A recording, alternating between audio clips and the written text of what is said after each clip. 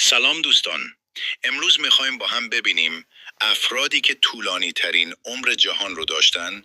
از شماره 5 شروع میکنیم. شماره 5. جیرو امون کیمورا 116 سال و 54 روز زندگی کرد. تصور کن بیشتر از یک قرن. زندگی سالم و طولانی در ژاپن. شماره 4.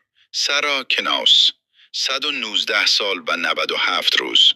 آمریکا، بانوی باور نکردنی که دنیا رو شگفت زده کرد. شماره 3. نابی تاجیما 117 سال و 260 روز. یک زندگی طولانی و سالم، باور نکردنیه. شماره 2.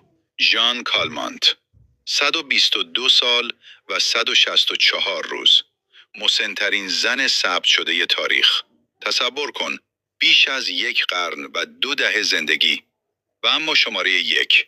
کان تاناکا دارای 135 سال و 109 روز.